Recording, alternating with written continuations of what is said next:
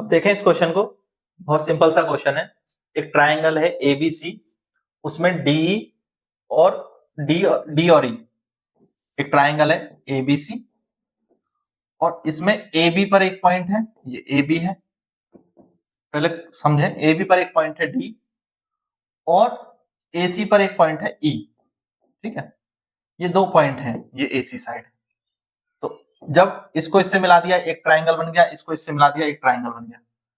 इन दोनों ट्राइंगल जो बनते हैं, ये दोनों ट्राइंगल का एरिया इक्वल गिवन है, दिया है कि ये दोनों ट्राइंगल का एरिया क्या है, इक्वल है। आपसे ये प्रूफ करवाया है, जब इस डी को ई से मिला दें, इस डी को ई से मिला दें, तो ये जो लाइन बनी है, ये डी ई जो लाइन बनी है, ये इस लाइन के पैरेलल होनी चाहिए, बीसी के, इस लाइन के क्या होनी चाहिए, पैरेलल होनी चाहिए, ये वाली लाइन। क्वेश्चन समझ में आ गया? अब एक बात समझो कि ये तो क्वेश्चन आपको क्लियर हो गया, बहुत आसान है। दो पैरेलल लाइन है, दो पैरेलल लाइन है, ठीक है, ये हमने पढ़ा है कॉन्सेप्ट 9.1 में। ये दो पैरेलल लाइन है और एक ट्राइंगल बनता है जिसका बेस ए बी है, एक ट्राइंगल बनता है। एक दूसरा ट्राइंगल बनता है जिसका बेस ए बी ही है, तो ये ए बी सी ट्राइंगल हो गया, ये सी डी ट्राइंगल। और ये दोनों सेम पैरेलल लाइन के बीच में है और दोनों का बेस जो है सेम है, ए बी है। जब दोनों का बेस सेम है और दोनों सेम पैरेलल लाइंस के बीच में है, ठीक है, दोनों सेम पैरेलल लाइंस को टच कर रहे हैं, तो इसका मतलब ये इन दोनों ट्राइंगल का एरिया इक्वल होता है। ये हमने थ्योरम पढ़ी है एक्सरसाइज, जो फर्स्ट एक्सरसाइज थी 9.1 में, कि सेम बेस और सेम पैरेलल लाइन के बीच में जो ट्राइंगल्स होते हैं उनका एरिया क्या होता है, इक्वल होता है। अब यहां उल्टा कर दिया, यहां आपको बेस दे दिया, सेम बेस दे दिया और एरिया इक्वल दे दिया, तो इसका मतलब ये जो लाइन है डी क्या होगी, पैरेलल होगी। बस वहां ये दे रखा था कि दोनों पैरेलल लाइन है, बेस सेम है, तो एरिया इक्वल है, इतना हमने पढ़ा था। अब उल्टा कर दो, एरिया इक्वल है, बेस सेम है, तो लाइन पैरेलल है, बस यही तो कहना है।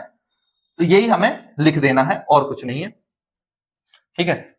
तो यही चीज हम लिख देंगे। हमने यहां पर एक कंस्ट्रक्शन अपनी तरफ से की है डीई की, तो इस क्वेश्चन में आप कंस्ट्रक्शन करते हैं तो वो जरूर लिख दें। सबसे पहले कंस्ट्रक्शन, कंस्ट्रक्शन क्या करी है, ज्वाइन डी एंड ई, बस डी और ई को ज्वाइन कर दिया है, तो ये एक लाइन बन गई है डीई। इसी को तो हमें पैरेलल प्रूफ करना है। तो वी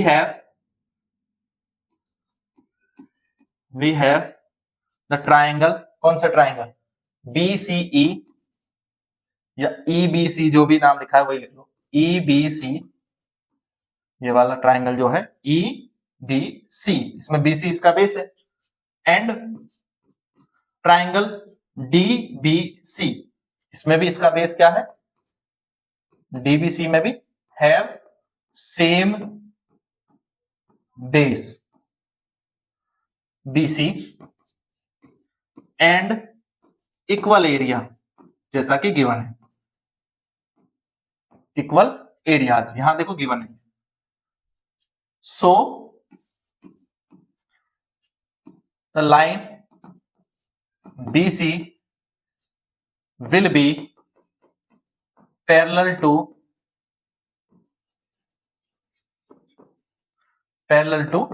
DE। ये हम जानते हैं, ये हमने कॉन्सेप्ट पढ़ा है, अच्छे से सीखा है एक्सरसाइज 9.1 में, बस उसी को हमें लिखना था और कुछ नहीं। यहाँ पर एक तरह से आपको रिकॉल कराया गया है इस एक्सरसाइज में, उसको बस रिकॉल आप कर रहे हैं कि DE पैरेलल है BC के, बस यही है, इतना ही आंसर लिखेंगे, ठीक है। तो एक तरह से उस पॉइंट को आपने रिकॉल कर लिया, याद कर लिया, रिवर्स में अप्लाई कर दिया, ठीक है, कन्वर्स कर दिया उस पॉइंट को। पहले हमने पढ़ा था कि पैरेलल लाइन है और सेम बेस है तो एरिया इक्वल है, अब हमने एरिया इक्वल है, सेम बेस है तो लाइन पैरेलल है, बस इतना ही सीखे। क्लियर हो गया? कोई डाउट इसमें? वीडियो पसंद आया तो लाइक जरूर करें, शेयर करें, अपने सभी दोस्तों के साथ इस वीडियो को शेयर करें, अपने स्कूल के ग्रुप्स में शेयर करें, और इसी तरह के और वीडियोस देखने के लिए, साइंस के वीडियोस देखने के लिए, सोशल साइंस के वीडियोस देखने के लिए प्लेलिस्ट में जाएं, जहां पर आपके सारे क्वेश्चन डिटेल में सॉल्व कराए गए हैं। Thank you guys, thanks for watching.